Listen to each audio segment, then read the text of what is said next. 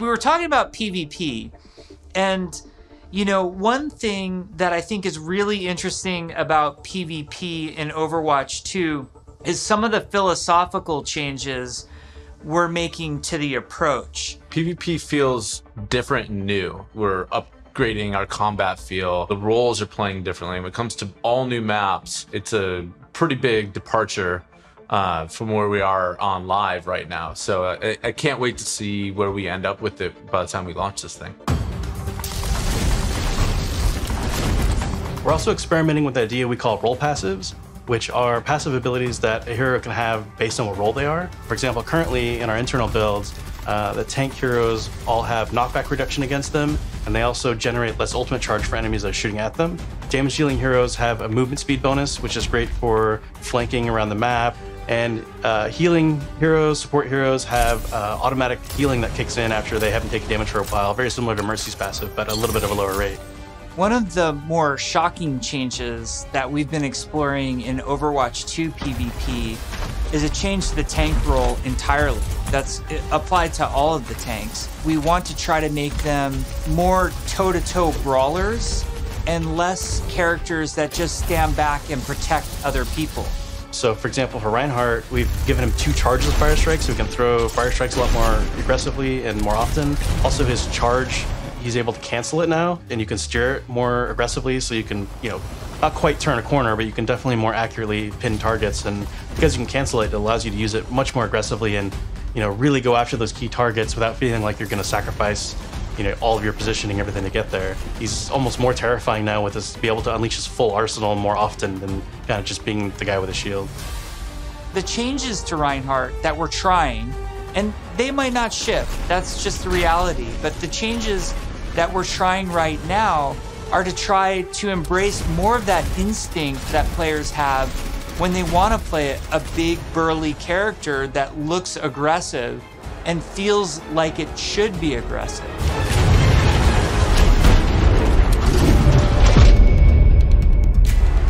Shortly after BlizzCon, we spun up this group, our combat field group, to really just work on what happens when a player holds the trigger.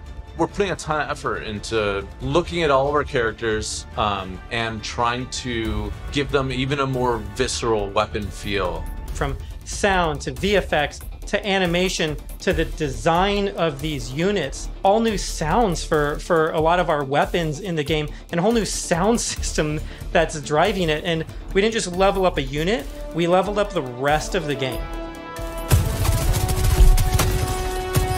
When we first started working on Overwatch, you know, we spent quite a bit of time working on gunfire sounds and just general combat feel to make it feel really awesome. We're revisiting pretty much everything, nothing's off the table, so we're looking at even kind of small things such as quick melee attacks that every hero has. So they have kind of new audio pass and a new kind of feel and visual effect when you hit things.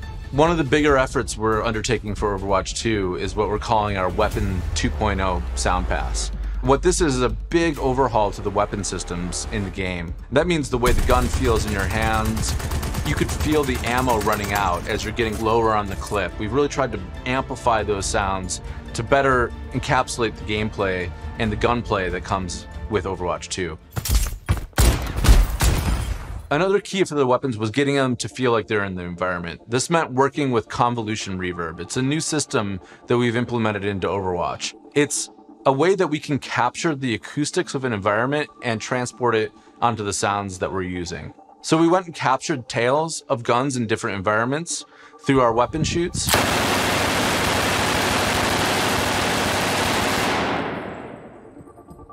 Wow.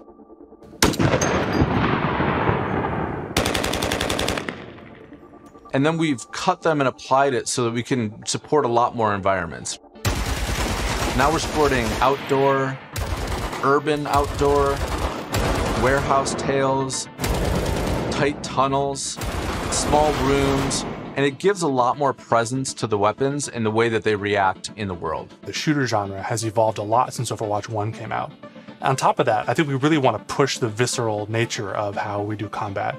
So we focused a lot, not just on the wonderful sound effects, but also with how the gun moves as you shoot. You know, so you can really feel every single shot leaving the chamber. And there's a lot of subtle little tweaks we have to do on the gameplay engineering side to make that feel really visceral. Everything from making sure that the camera shakes are crisp, making sure that if you get shot, you know exactly these tight indicators show up on the outside of your reticle. All these things play into making the game feel not just tight and responsive, but also modern and up to date.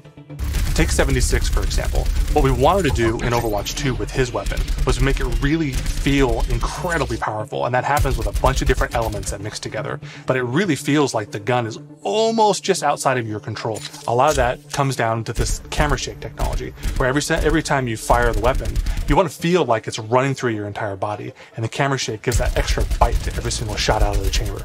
It makes him feel really great. You guys got a sneak peek of Sojourn from last BlizzCon. She's been under development for quite a while, and she's actually quickly at this point become a lot of people's favorites in-house.